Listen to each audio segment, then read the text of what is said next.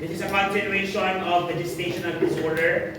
The other days, in the other videos, we're able to discuss the pre-gestational conditions. When you say pre-gestational conditions, before pregnancy, that affects now the outcome of the pregnancy.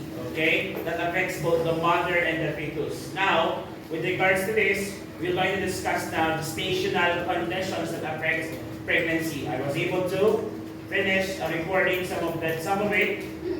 Example is your premature cervical dilatation. I have a video for that. Another one is the other videos such as your incontinent cervix. Then meron din po yung ibang topic pa. Okay, that I'll be sending you to notes. So our focus of discussion for this one is gestational trophoblastic disease. So gestational trophoblastic disease is also known as H-mole. H-mole. So H-mole or your HYDA TB4 mole. So that's HYDA, HYDA-TB4. HYDA TB4. HYDA TB4 mole. So HYDA TB4 mole. Sorry din mga pagsulat no. Kaya ko rin kasi tumor kasi. Okay? So HYDA TB4 mole. So HYDA TB4 mole is an abnormal proliferation then degeneration of trophoblastic villi. And as the cells degenerate, they become filled with fluids and appears as clear fluid-filled grape-sized vesicles. Please take note of the grape-sized vesicles, okay, or the grape-like structure during ultrasound, okay, during ultrasound. So let us just make a quick pathophysiologic mechanism, okay, of your gestational trophoblastic disease. If you can still remember how a conception works kapag nag-sex na kayo ng jowa mo, okay, for example, if you have sex today, okay, after 24 hours, if the woman is ovulating, okay, and an ovum is waiting in the fallopian tube, specifically in the ampulla, then you had sex with the guy, of course, at nabimit po ang sperm and the ovum in the ampulla, conception takes place after 24 hours. The product of the ovum and the sperm union is known as your zygote. Your zygote, after 24 hours, would start to divide. So ulitin natin, when you had sex, ovum is waiting, sperm is coming. Meat, conceived, after 24 hours, meron na tayong fertilization. So the conception, okay?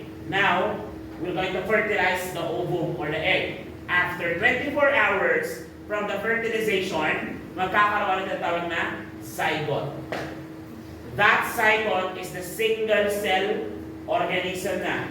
From that single cell organism, it would start to divide after 24 hours. So magiging cluster of cells na siya. That cluster of cells, after 8 to 10 days, would start to be called as morula. Morula, that's M-U-R-A-L-M-U, morula. Tama, M-O-R-U-L-L-A, morula. Okay? Morula has two layers. The layers are the trophoblast and the embryoblast. Trophoblast is the outer layer, while embryoblast is the inner layer. Embryoblast, yun yung pagmumulan nung tinatawag nating embryo. Embryo, then after 8 weeks of implantation, after the implantation, would become a fetus. Diyan tayo. Are we clear? Yes, and the outer layer, which is the trophoblast, will be the source para makagawa ng amniotic membrane and or amniotic sac, the umbilical cord, and the placenta. And it's the same cell that is responsible for the production of HCG. What is HCG? Human chorionic gonadotrophin hormone. I need to establish that idea because later on, one of the manifestation of this condition is an abnormal high concentration of human chorionic gonadotropin hormone. I need to establish the fact kung saan ba nagmumula ang HCG. Are we clear? Now, basically, when a woman conceive, okay, gusto niya, nagkaroon siya ng trophoblast and embryoblast, hindi pa siya totally fetus, but it will develop into that if the generation increases or progress. Pag nagtuloy-tuloy ang magandang development ng morula into becoming an embryo and embryo to becoming a fetus. Basta maayos at walang abnormalities. However, in some cases, nagkakaroon ng abnormal growth. Meaning, yan, abnormal proliferation that requires that happens when there is degeneration of the trophoblastic villi. Ibig sabihin, imbis na kumapit ng maayos, hindi niya ginawa. Ang ginawa niya, nag-divide lang siya ng nag-divide. However, the cells does not contain anything. Most of the time, it only contains fluids. Clear fluids. Ano ba dapat yung nasa loob ng trophoblast? The embryoblast, which will later on become a fetus sana. Kaso hindi nabuo. Ano ang nabuo? Cluster of cells, trophoblastic cells that has fluids inside.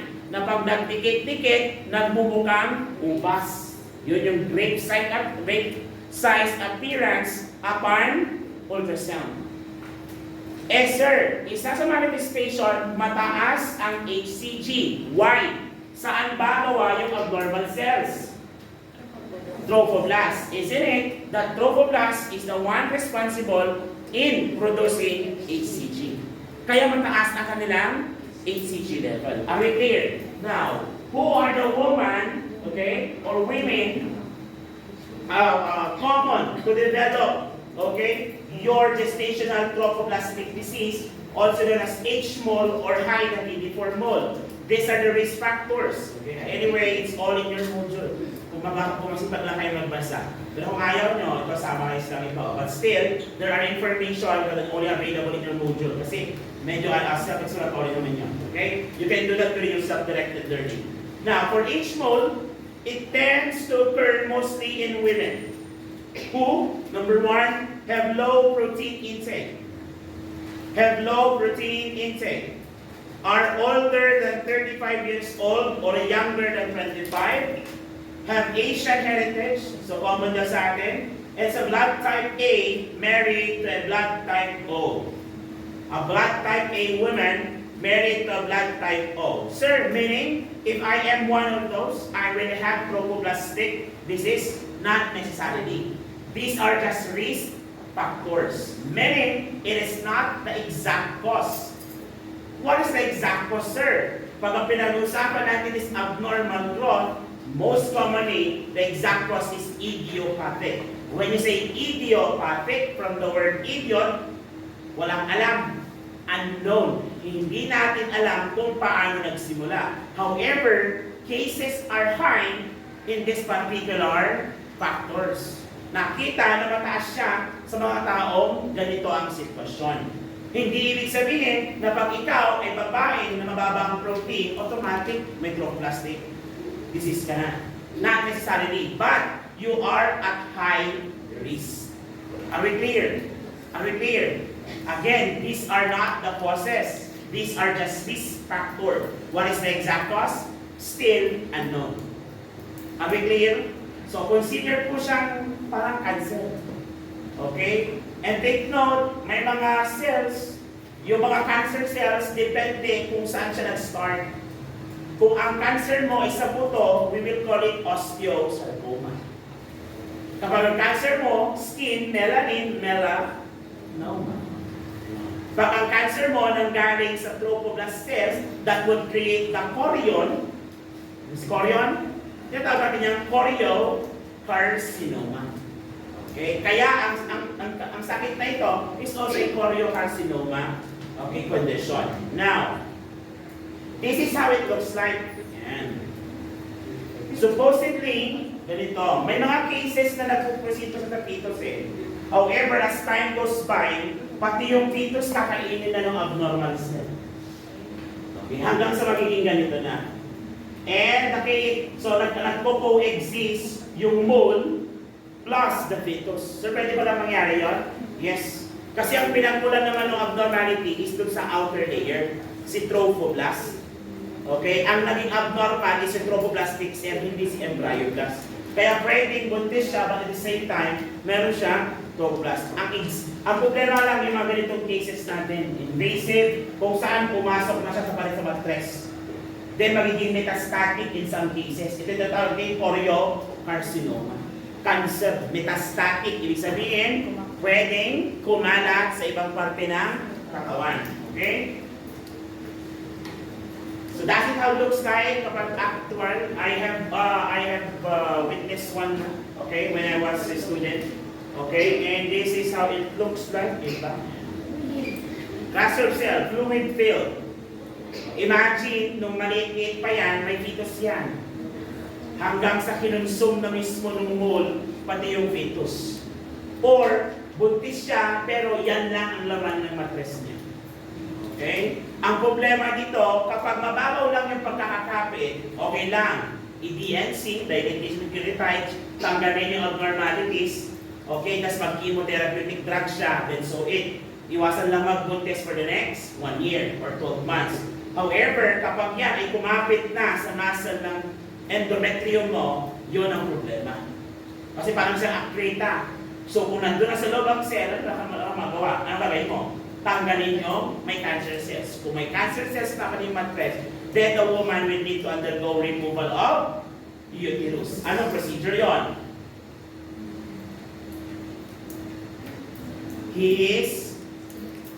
Hysterectomy. Yan. Nung sa video ko yun, pero sabihin ko ulit para mas magsawa kayo, pag narinig nyo lagi, o marinig nyo naman sa mga previous videos ko, marinig nyo naman sa akin, okay? Pag tinanggal si ovary, oophorectomy. Ovary, oophorectomy. Tinanggal si fallopian tube, salpingectomy. Salpingectomy. B-I-H yun ha? B-I-H. Fingect. I-H-I-N-G-E-C. Tomy. Ectomy. E-C-T-O-M-Y. Then, pag naman uterus, hysterectomy. H-Y-S yan. Hysterectomy. I'm sorry, hindi ka makapagsulat, no? Ang problema kasi, okay, next time. Baka may internet, no? Kung may itong oras, ganun mo yung iPad, baka pwede na. Parang sulat ko. Ha? Nagsulat. Okay, hindi ako sulatin kasi yung mga internet. Hysterectomy. Hysterectomy. Ngayon kasi hindi ako masyadong sulat kasi napagsulat-sulat ako, walang picture. Sa mga cases ngayon, kailangan ko lang may picture. Nung last time kasi, puro normal. So, pwedeng pattern lang nung nangyayari yung discussion sa kanila. Pero ngayon kasi, I would like to appreciate yung condition with pictures. Hindi mo lang pwedeng drawing yan. Hindi na ako makapag-drawing na maayos. Okay? Hysterectomy. Ulitin natin. Ano na rin removal of your uterus? Hysterectomy. Basta huwag kayo mahiya magsalita. Kasi the more you say things, the more you memorize it. Believe me on that. I've been in this industry for more than 10 years. Okay? The key to success talaga, parang sabihin na yung exam concept, paulit-ulit mong basahin.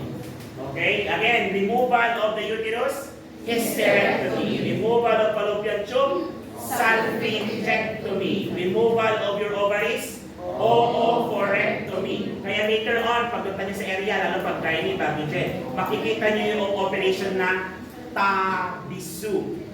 TAHBSO. TABISO.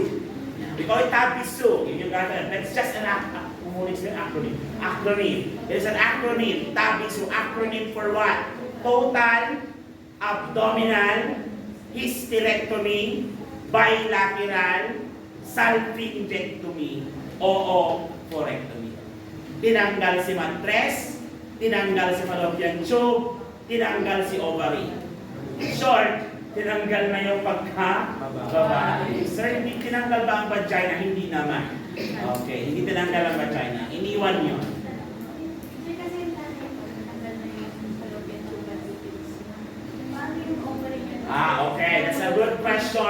Sir, bakit hindi tinanggal lahat o tinanggal mo na si uterus, tinanggal mo na si fallopian tube? Hindi naman mabubuntis yun. The thing is, ovary has other functions. Wala niyong hormone production. May kinalaman pa siya hormone production, kaya iniiwan siya. Not necessarily, okay, pwede na doon kasi nga, pwede naman siya doon, hanggang hindi naman siya na-fertilize, mawawala rin. Babalik ko na. Saan na ka? Yung, hindi naman siya directly nakakapit lang sa uterus, meron din nakakapit sa ibang organ. Okay, sa peritoneum, sa mga fascia, hindi lang yun pwede yung kapitan. Okay? So, any questions so far? Wala? Wala po? O types of H-mole tayo. Ang tandaan nyo yun, Tabiso. I would very appreciate kapag natin nyo sa area later on, may yun sa chart nyo. Tabiso, this is what Mr. Pastor telling us. Patuloy ka ng CI nyo. Okay, anong Tabiso? This ganito. This will be able to have total abdominal hysterectomy, bilateral salpingectomy, o salpingo o oophorectomy.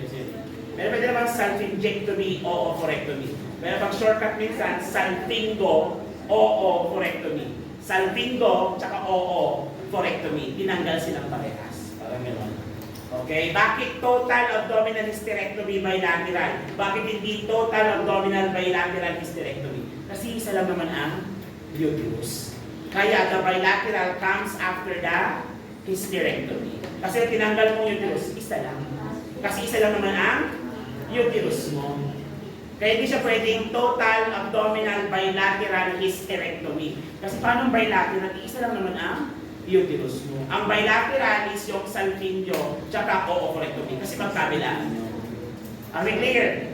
Maliwanag tayo rin ha. Kasi minsan, yung mga students, Sir, sige na, pagbigyan mo na. Kasi ang sagot niya, total abdominal bilateral hysterectomy, salpingectomy, oophorectomy. Sir, please, stop niyo muna. Mali nga yun. Kasi hindi ka pwedeng tumanggal ng dalawang uterus. Kasi isa lang.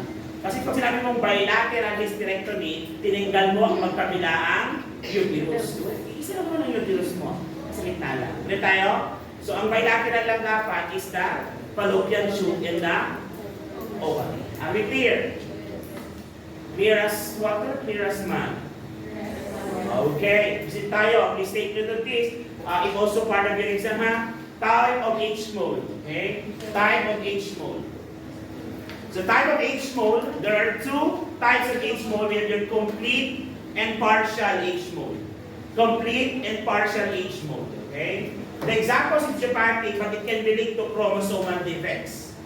Okay? Chromosomal defects. Both of them are related to that, chromosomal defects. In terms of the trophoblastic villi, kapag complete, nagkakaroon ng swelling and cystic. While in your partial H-mole, some of the villi form normally, but the syncytio trophoblast layer appears swollen and misshapen. Okay? Syncytio trophoblast layer appears to be swollen and misshapen. So, pwede pa rin ba may mabuong bata? Yes. Pwede pa rin. Embryo form only up to 1 to 2 centimeter in size, but it dies early and it will be consumed by the mole. While, okay, in the partial H-mole naman, grows until 9 weeks, but starts to macerate after that. Okay? Starts to macerate after that. Kaya in the end, halos wala pa rin nabubuong bata. Less likely may mabuo. Okay? Fetal blood in the villi. Not present. Kasi walang nabuong fetus kapag complete. While in your partial, umabot ng 9 weeks, so there is a fetus. Clear tayo? Why do we need to establish that, sir? Bakit importante masyado yun? Yung may nabuong fetus at walang nabuong fetus. Because of the exposure to blood. Are you familiar with RH incompatibility? Yes. Pag may nabuo kasing fetus, if the fetus that were formed is an RH negative, positive fetus, and the mother is negative, the mother will create an antibody against RH positive upon exposure. We call that isoimmunization. Okay? Isoimmunization or Rh incompatibility. Okay? Disorder or disease. The problem with Rh incompatibility is that it will kill the first child. It will not kill the first child, but succeeding pregnancy will be aborted. Okay? Namamatay. Why? Because the mother's antibody will kill the Rh positive fetus. Kaya hindi natutuloy yung pregnancy. Unless the mother will be given with the medication to stop their body from producing antibody. Ano ang tawag sa gamot? Loga. So discuss that on the previous video. Kapanood nyo ulit, narinig nyo ulit sa akin. Okay lang yan. Paulit-ulit. Kapag hindi mo pa naman natandaan, iwan pa na lang. Ulit tayo. Ulitin natin yan. Okay? Sir, sabi mo wala naman may nabuong bata, pero hindi naman mabubuhay. Okay? Sir, pwede mo mangyari yan sa buhay na bata na ipanganak, pero Rh positive siya. Yes, kasi pag kinat mo yung cord, magdurugo, ma-expose yun na yung dugo, papasok din ba sa nanay, na-expose pa rin. Parang ganon. Dito sa case na to, mapipisa na yung baby. Dudurugin na ng H-mole. Kakainin ni H-mole yung buong space doon sa uterus. Eventually, mamamacerate yung fetus. Pag namacerate yung fetus, yung mga blood vessels niya puputok. And those blood vessels will now excrete the blood. And the body of the mother will be exposed from that. And since positive Rh is a foreign body from a negative Rh person, it will detect it as an antigen. What will the body respond? Produce its own to kill the Sino yung antigen? The Rh positive. Sino yung may-ari ng bahay? Si nanay. And the nanay body, the bahay, will create its own soldier to kill the antigen. Sino ulit yung antigen? The Rh positive, the rhesus positive, which come in from the fetus. So if the succeeding pregnancy are Rh positive, therefore, succeeding pregnancy will die. Clear? In order to prevent that, we will give medication that would stop the body from creating such antibodies. Ang tawag natin doon, Loga. Rh incompatibility is also known as isoimmunization. Are we clear? Hello? Gusto ko naintindihan lahat. Kasi meron din sa exam ito. Okay. So parang sinasabi ng exam, gano'n naman talaga ang papel ko. Okay, to discuss what is in the exam. Because that is what it is. Yun ang coverage ng ating syllabus. Okay, kaya gusto ko alam nyo. Ulit tayo doon. Ulitin ko. Ano dapat ang magandang rhesus? Negative. Lahat tayo, as much as possible, dapat negative. Pag may nagsama na positive at negative, malaki ang possibility ng isoimmunization. Ano ang isoimmunization? Rh incompatibility. Kailan nangyayari? Pag si Rh negative na nanay ay na-expose sa Rh positive na fetus. Upon meet-up of blood, mag-create si nanay ng antibodies and the antibody will kill Yan tayo? Yes. Para maiwasan, bigyan natin ng Loga. Anong tawag sa condition na yon? Isoimmunization. Clear? Yes, sir. Are we clear? Yes. Okay? Still continuous tayo. Okay? So ito yung mga criteria po natin for choriocarcinoma. O choriocarcinoma, ba't naghiwala yung loma doon? Magkadugtong dapat yun. Choriocarcinoma formation. Choriocarcinoma formation, ibig sabihin, yung possibility of going into cancer. Okay? Higher chance kay complete, rarely naman kay partial. Rarely. So, sino yung possible mag-lead into choriocarcinoma again? Complete age mode. Pwede ba mag-metastasize yan? Yes. Ulit, pag pinaraphrase ko, which among the two types would lead into metastatic cancer? Anong sagot?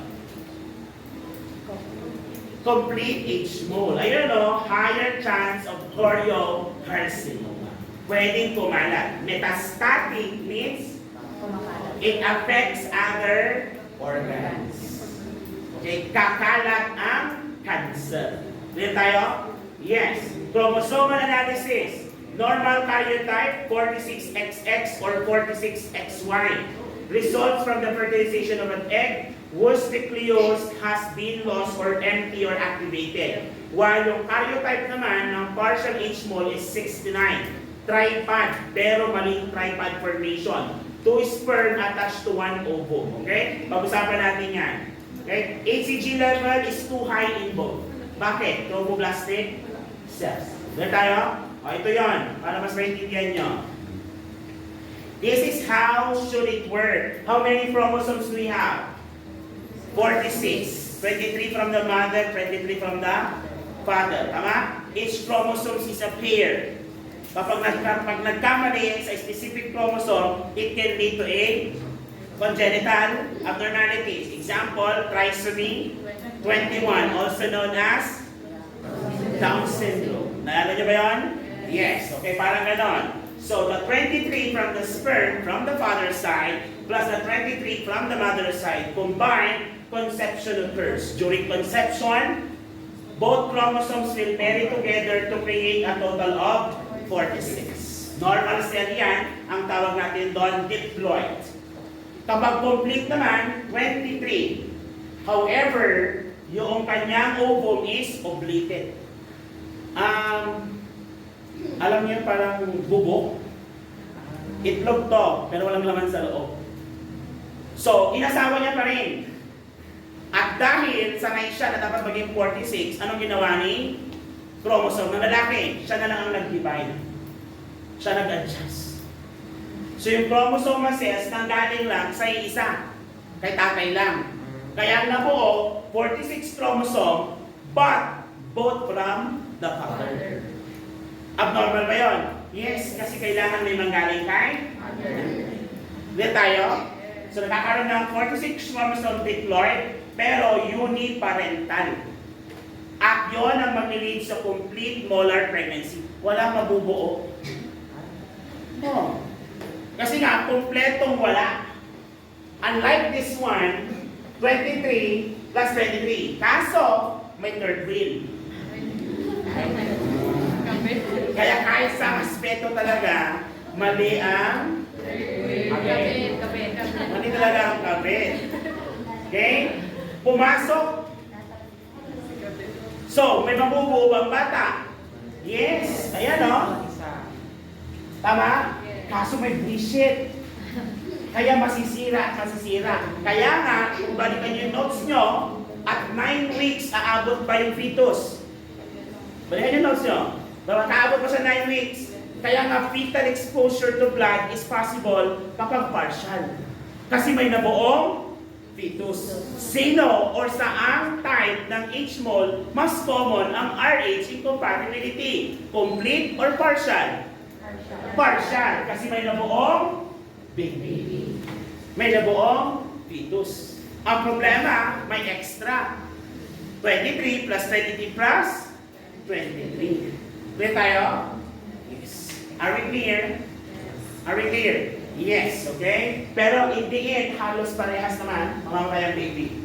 Okay? Pero dun sa isa kasi, okay, less likely na may mabuong fetus. May mabuo man up to 1 to 2 mm lang. Ikukonsume na agad nung bukol, nung bone. Okay? It's an abnormal growth talaga. So, complete and partial tumors are genetically aberrant and usually complete moles of 46. All potential origin, most partial moles have 69 chromosomes. Okay? And only triparity including 23 of the maternal and 46 of the paternal. Maliwanag na tayo dito? Oh, please, ipapakita nyo naman ha? Yes. Ha? Tandaan yan, okay? Hindi ko na alam kung paano pa siya kadadaling in this class. Okay. Pero yan naman na. Nag-gets po ba? Yes. Ulitin ka natin. Pag sinabi natin complete, may mabubuong fetus, wala.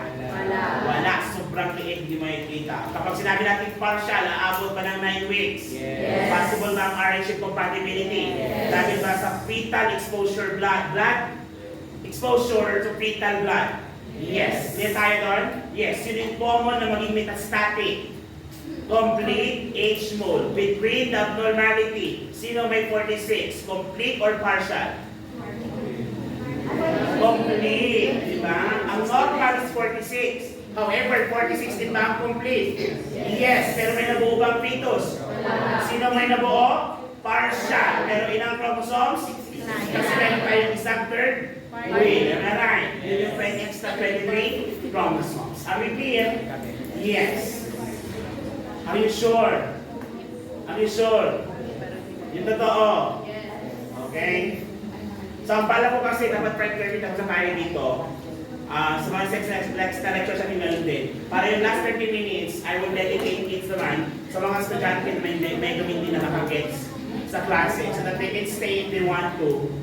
One-on-one kung gusto nila. Hindi ka makonsume yung oras so that no one will left behind. Sana kung lahat po ay nakikinig at makikipag-participate. Punta tayo sa assessment. Assessment.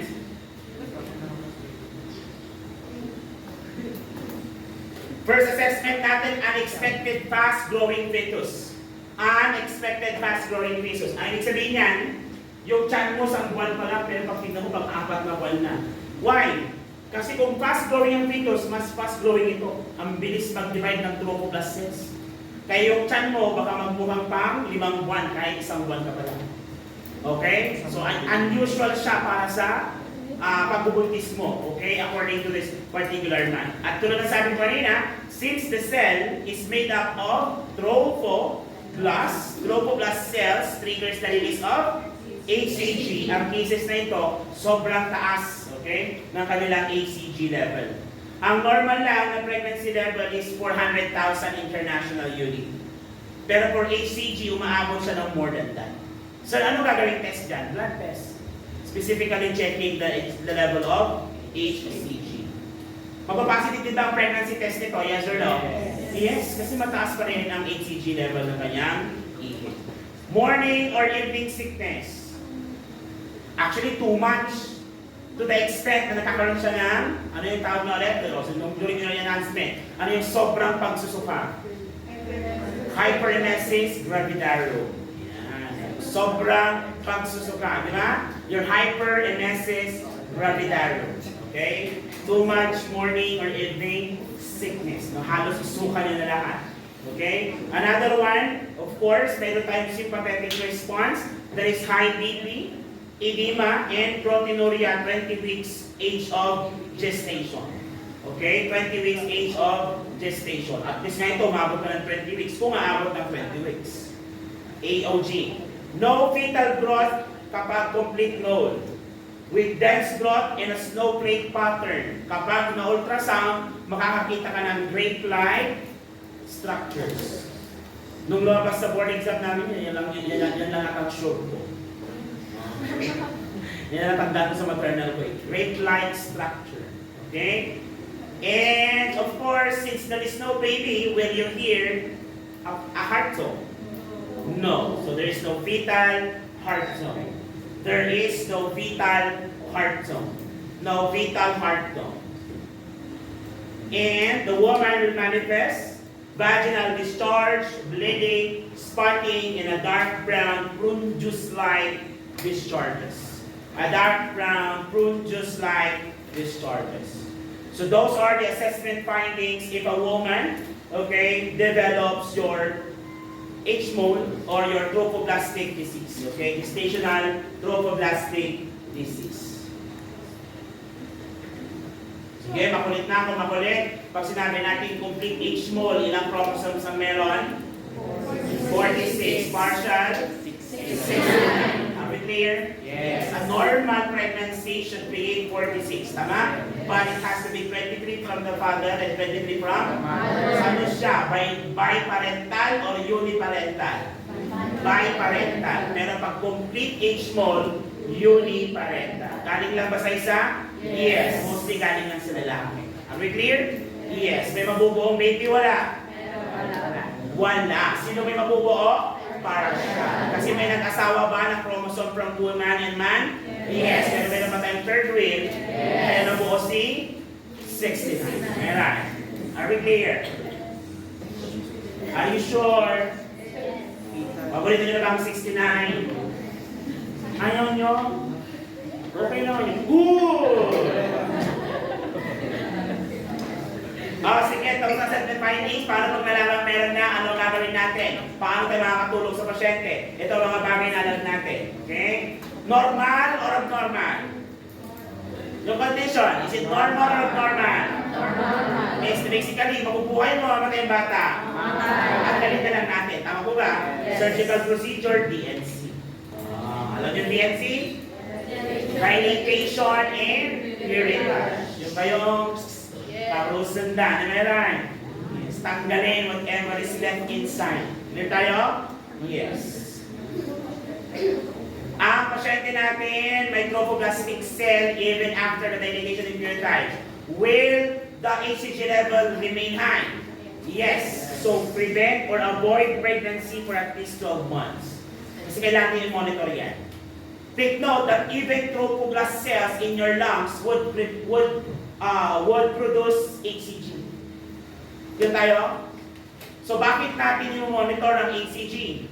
Kasi nga hanggang mataas ang HCG, ibig sabihin may existence of trophoblast cells sa katawan. Baka meron tayong choriocarcinoma. Ang problema, mamamas yung result na yon kung magbubuntis ka. Kaya bawal ka munang magbuntis at least 12 months kapag ikaw ay nagkaroon ng H-mode. Rationale, so that we can monitor yung level ng HCG mo. Mamamas kasi yung appearance nung high level of HCG, baka akala natin buntis ka lang kaya mataas yung pala, may existing carcinoma ka pa rin. Hindi tayo? Yes. And we don't want that to happen. Tama po ba? Yes. Kapag kinayot mo lahat, pwede may maiwan pa rin ba? Yes. Kaya in some cases, pwede sila magdagdag ng additional treatment. Ang tawag natin doon, your methotrexate treatment. Magbibigay sila ng tinatawag na chemotherapeutic drugs. Anong drugs ang gagamitin? Methotrexate. Methotrexate. It is the same drug na ginagamit pag ang babae ay nag-develop ng tinatawag natin wait lang. I forgot. Pag ang babae nag-develop ng tinatawag nating ectopic pregnancy. Ectopic pregnancy.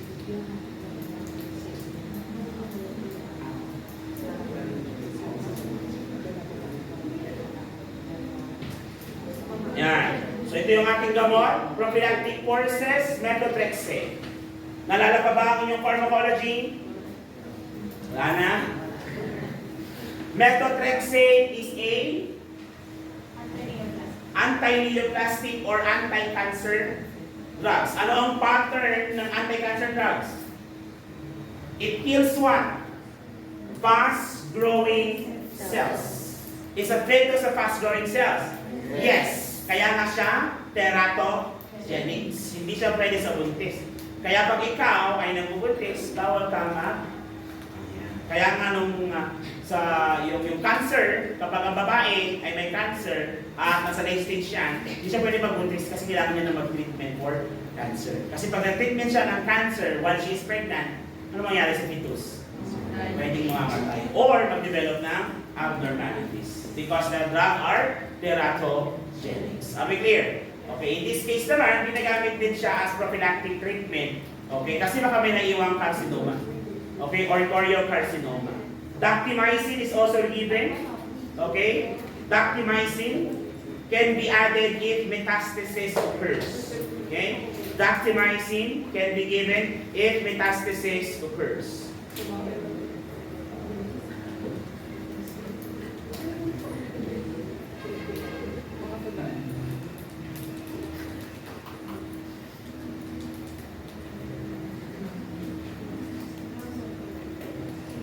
Yung HCG monitoring, please refer to your module ha. Kasi mo-monitor mo yung HCG na yan for 1 year. For the first 6 months, i-monitor mo every month yan. Then every 2 months for 1 year pa. Okay, nasa module nyo yun. Okay? Ano pa yung other management natin? Kapag may develop na fetus, may exposure ba sa blood? Yes. So, nasabi ko kanina, you can give your logam or V. Logam to woman or women who are Rh negative to prevent isoimmunization. Ano natin yung isoimmunization? Rh incompatibility. Pag first pregnancy ng nanay yan, malungkot ba? Even it's not the first, kung ang nanay is deadbeat nanay and she loves becoming a mother again, okay, malulungkot siya, yes, then you have to provide counseling. In some cases nga, psychologically, especially kapag matagal na nilang gustong magbuntes, anong nangyayari? Na hindi sila naniniwala hindi sila naniniwala na cancerous yung pinagbubuntis nila. Na hindi, mapupuhay ito, I believe, I will pray to God. Mga ganun cases. Okay, it's gonna be challenging for you to explain, na kailangan i-explain ko sa kanila yan. Okay? And possible nursing diagnosis natin, para the condition, raised for fluid volume deficit related to excessive vomiting because of the hyperemesis gravidarum. Okay? Due to high level of HCG or human chorionic gonadotropin hormone. Is there an imminent kasi talagang mangyayari. Is there an imminent loss? Yes or no? Yes, loss of what? The fetus sana, the baby. So pwede ang anticipatory grieving. Anticipatory grieving related to pregnancy loss. And the last one, anxiety related to abnormal growth of trophoblast. Anxiety related to abnormal growth of trophoblast. Did you get that? Hello? Did you get that? Yes. Okay. And we will end on that note. Okay, do you have any questions? None. So this is the last video for today. I'll be uploading it tonight. Okay, I'll be uploading this tonight in YouTube and be sharing it with you, but we will not have a quiz day with this